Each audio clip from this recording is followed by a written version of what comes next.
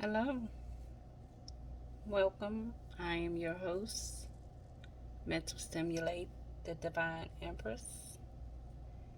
Here I will begin on my second installment to the beginning up until my awakening. Sit back, relax, and listen to the story. Over this period, it is when my bond and absolute admiration for my grandmother began. In my mind, I review flashes of my time with Grandlady. Grandlady was a term that she requested I use. She simply despised the title of grandmother, which didn't work because I always called her mom. She didn't seem to mind that at all. I see myself walking still on little feet. It had to be around the period when she first rescued me. She's teaching me to walk. Of course, I could walk, but no one ever took the time to teach me to walk properly. I can distinctly hear her saying, "Put your feet together, walk straight, stand up straight." As an adult, now I don't know what happened to all her hard work because honestly, my posture sucks.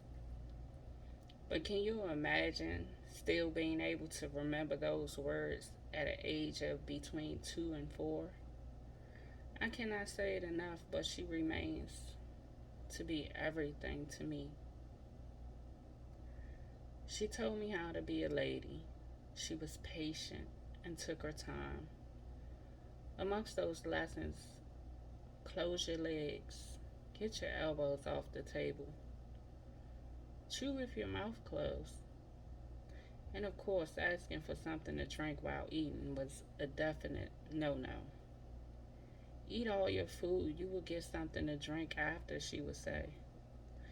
This was because she understood the importance as a parent to teach your children not to be wasteful. And we all know that if a child gets a hold of a drink while eating their food, it will become an epic fail. As a young girl, I couldn't play with other children simply because Grandlady would always say, pretty little girls don't get dirty. You don't want scars on your legs when you get older. You won't be able to wear skirts. Well, that ball also got dropped because I don't know where these freaking scars came from. But long story short, she taught me how to be a lady, to hold myself of high regard. I am valuable.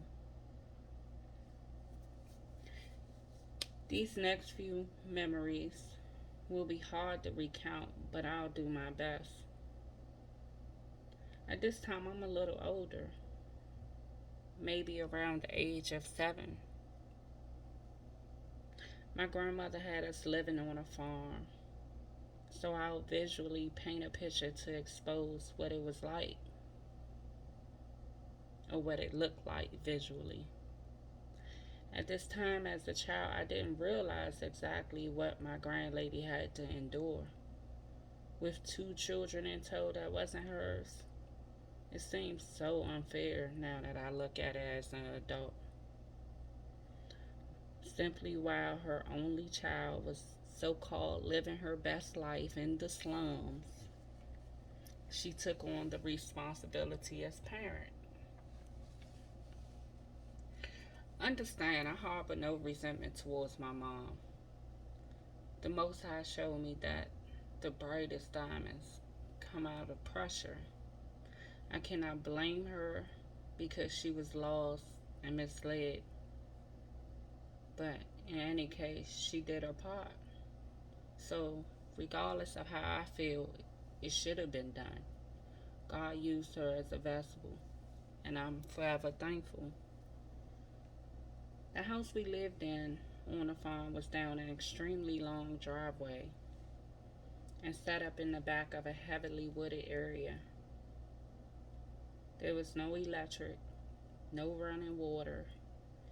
We had to travel, my brother and I on foot, to a well to get water.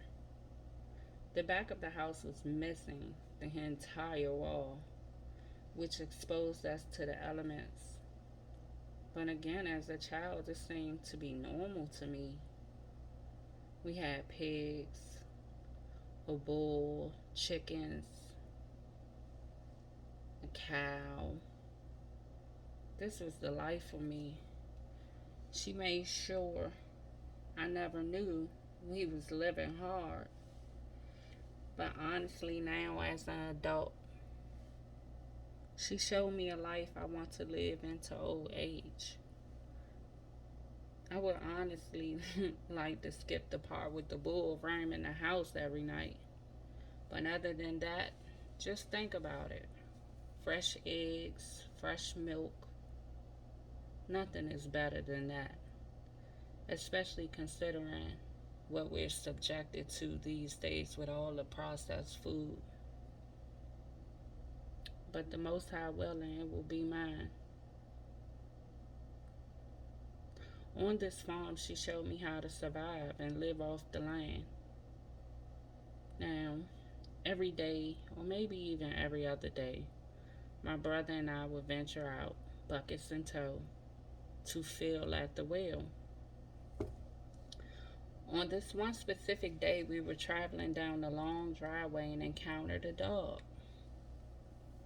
Not just a regular dog. Of course, it was a regular dog, but something seemed not too regular about this dog.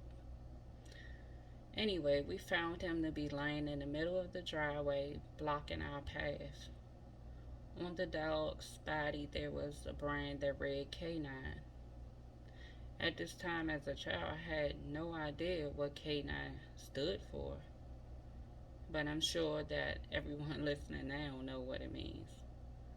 The, the dog's eyes seemed to glow a terrifying red. My brother and I stopped in our tracks, terrified. But being awakened now, I reflect this was either the devil or a demon presented as this dog.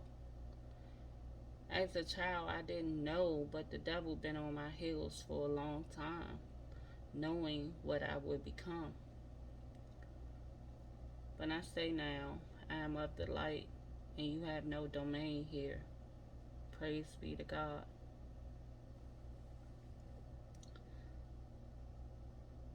Me and my brother turned around to go back to the house because we wouldn't dare cross the path of that dog. But some nudging feeling just told me to look back. While my brother dragged me along, I peered over my shoulder, and the dog had disappeared. Confused, I never told my brother, like, wait, we can go, the dog's not there. We went into the house and told my grandmother what we experienced. Later, she decided to go with us.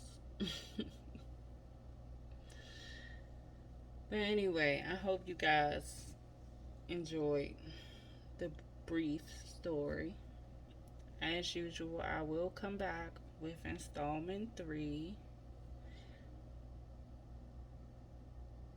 And again, if you need to talk, find my information located in the description. The whole purpose of this storytelling is to make you comfortable so you can see and understand my experiences, so you'll know that there's nothing possibly you could tell me that I would find to be bizarre or crazy, or that even I would judge. I don't judge. So again, if you want to talk, drop me a line. Love, light, be blessed.